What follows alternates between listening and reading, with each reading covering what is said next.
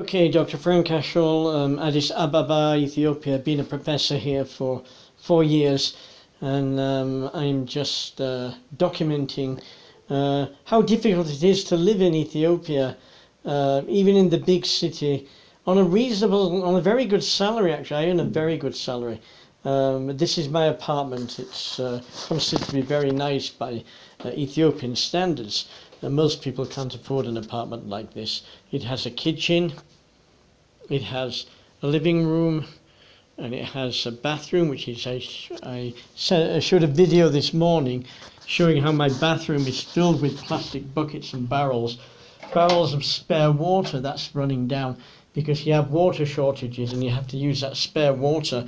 So you've got to make sure you fill these barrels periodically, so that when you do have a water shortage, which can sometimes last even more than a day, you got some water to do your washing, your cleaning yourself, flushing your toilets, all that kind of stuff, cooking.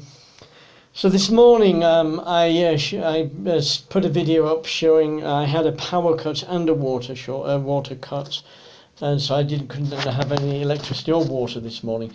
It's now about 9 o'clock at night, and I have electricity, which is nice, although I wouldn't be surprised if there's a power cut pretty soon, because I've been having 2 or 3 power cuts daily. This has been going on for years, by the way. So anyway, but I showed you this morning how my bathroom is filled with plastic buckets and plastic containers and plastic jugs, because you always have to have these handy. So you always have to have that spare water. That's for the bathroom.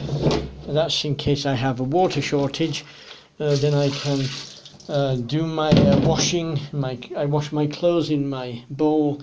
Washing machines are pretty difficult to get a hold of in Ethiopia, and we don't have them associated with my apartment complex, even though it's a relatively expensive apartment.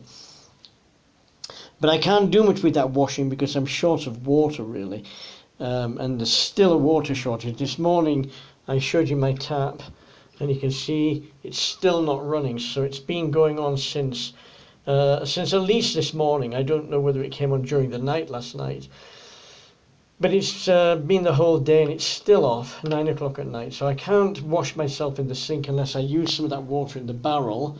I can't have a shower. I can't flush my toilet, again, unless I use that water in the barrel, which is running out. And I can't fill the barrel because I have no water to fill the barrel with. So the toilet won't flush. So anyway, I was about to make myself some soup for my dinner. And I've turned the tap on. There's the kitchen sink, the tap. There's no running water.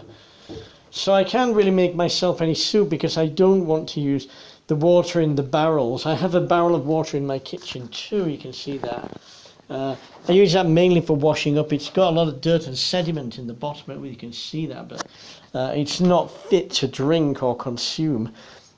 So I do happen to have a bottle of water, but I just realised it's got very little water in it.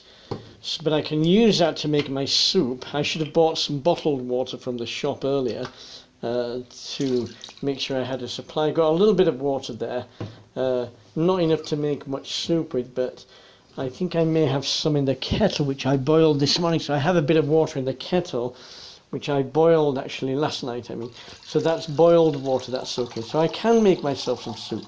But I'm lucky. If I had no water in the kettle, or no bottled water, I wouldn't be able to make myself any soup. So it's not too bad, but this water, no running water is not good, And the other thing is, this morning with the power cut, it lasted a long time. I don't know whether you can see that, but my floor has got a puddle in it, a pool of water coming from the fridge, where there was a power cut thawing everything in my fridge. You never see a lot of snowy stuff in the freezer because the power cuts are so common. Everything thaws quickly, and then it comes out of the fridge. And every day I have a flood of water on my floor near my fridge. It goes sometimes right into my living room because of the power cut and the water thawing in the fridge. In fact, the local store where I do my shopping, they have a big freezer filled with chicken and fish and various things that they sell. And they tell me frequently when they have power cuts, if they last for more than 24 hours, they lose everything in their freezer. And it's very expensive for an Ethiopian store like that. It's a small store. They lose a lot of money through power cuts. Frequently, she said, they have to throw everything away that was in their freezer because it thawed out for too long, and they can't sell it. And that's very costly to Ethiopian businesses.